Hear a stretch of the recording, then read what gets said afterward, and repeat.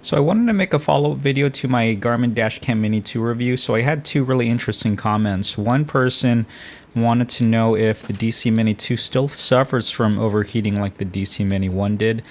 You know, I never actually had an overheating issue with the DC Mini 1, but I wanted to explore this anyway for anyone who actually is having that issue. So I actually have both the DC Mini 1 and 2 here side by side. Both have the latest firmware.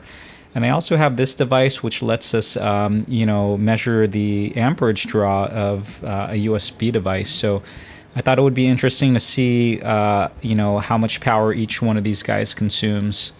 And with this device, I also wanted to do a follow-up on parking mode. I think that's a really cool feature, especially with the DC Mini 2.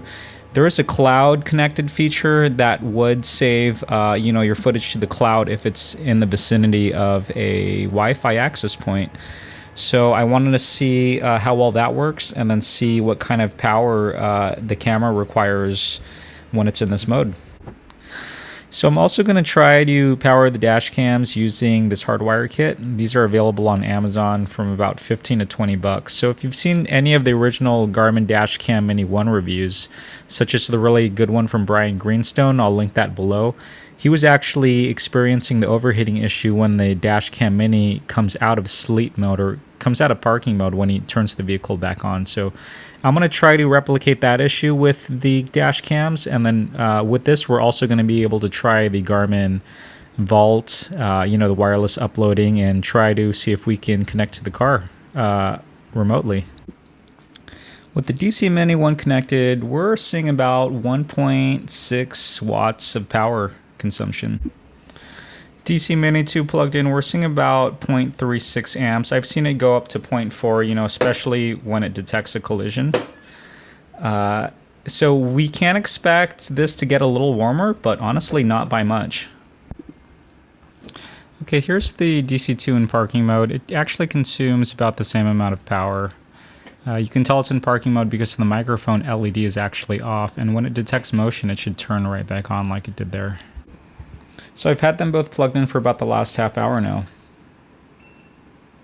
114 for the DC Mini 1, 121 for the DC Mini 2. So it looks like the DC Mini 2 is slightly warmer. This isn't very scientific. Let's go try it in the car. So I hooked up both the DC1 and DC2 to a splitter in my car. Combined, they're drawing about 700 milliamps. And I've been driving around for about half an hour now. DC Mini 1, DC Mini 2. 1 and 2. Honestly, it's about the same. So now I have the hardwire kit set up. Basically what that looks like, you have an added circuit fuse adapter, and you also have a little ground point. So there on the left black wire, that's the ground. And here's the added circuit fuse adapter with a 3-amp fuse. So now I have the DC Mini 2 hooked up to the hardwire kit, so vehicle is off and it's still getting power. I'm just going to leave the wire hanging out for now. I want to really do a lot of research on how to best route it. There is an A-pillar airbag in this car, so I want to do a lot of research and make sure I remove this piece carefully and really check out and see what other people have done. So this also isn't the official Garmin hardwire kit. I just wanted to try one of these generic kits, and it seems to be working so far. So let's see how the cloud connected features and the wireless features work for the DC Mini 2, and let's also see if it overheats. So I let the DC Mini 2 go into sleep mode. It's been in my car for about 30 minutes now. It's a nice warm day in California, about 91 inside my car. Let's see how hot the DC Mini 2 is right now.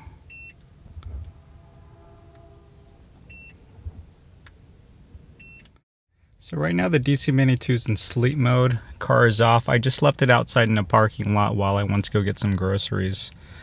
So it's a nice hot day out here in California. It's about 97 inside of my car. But the dash cam itself right now, about 127. Now let's start the car and then also try to get out of sleep mode. So I'm finally back at my apartment. I've been driving around with the DC Mini 2 for a few hours now, running errands, taking it in and out of parking mode. Vehicle is on right now. It's still a pretty warm day here in California. About 94 in my car right now.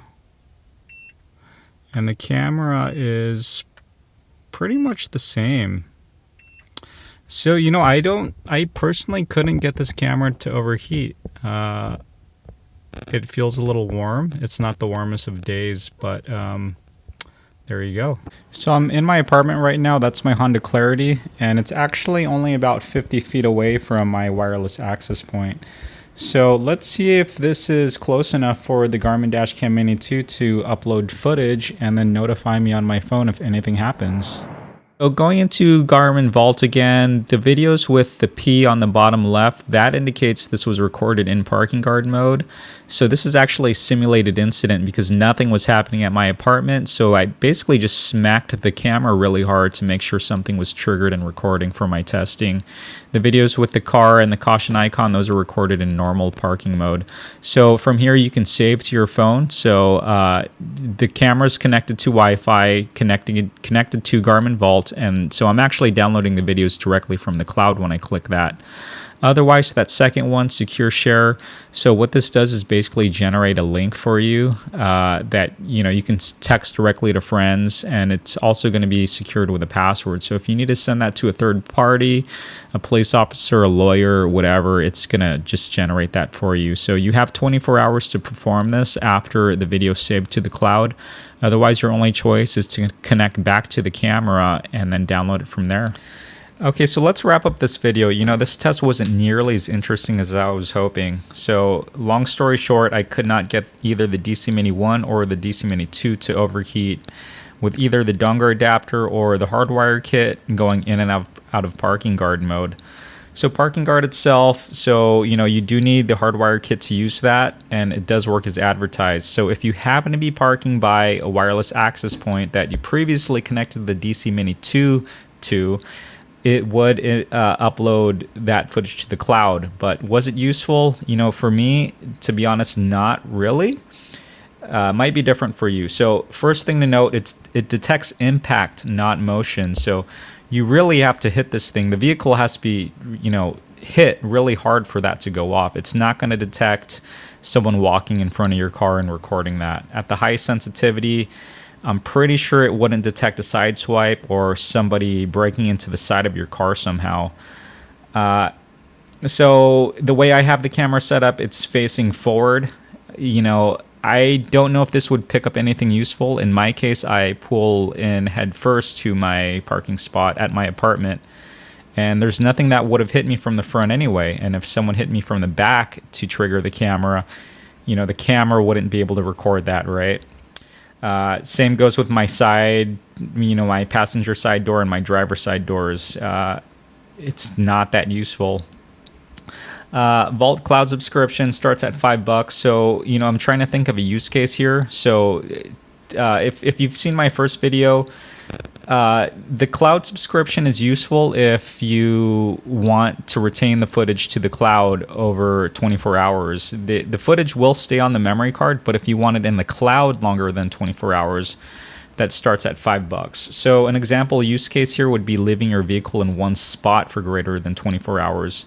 But it must be connected to Wi-Fi while parked. So, one example here might be, if you leave your car at the airport, you go on a trip and you don't have a chance to check your dash cam, within the next 2 days, you pay $5 a month and that footage is going to be there for a week.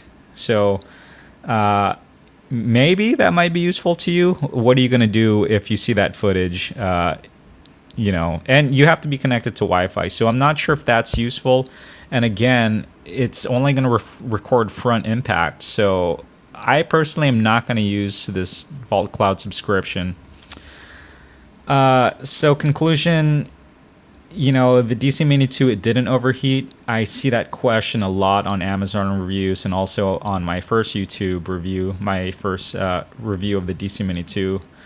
Parking guard, it works. It does upload to the cloud. It's not really useful for me. And again, I think this is the big reason why it has to be connected to Wi-Fi. So it would record, being that I park it so close to my apartment, but how about anywhere else? I think one day maybe these dash cams will have some sort of cellular connection. Maybe that's something Apple will do, or I don't know. You would have to connect to cellular for this to actually be useful. So nonetheless, it's still a really good dash cam. It's 129 bucks. The DC Mini 2, I'm guessing, has been discontinued. So 129 bucks is a really good price for this, all things considered. It looks clean. I can't get it to overheat. So yeah, there's my review. All right, thanks guys.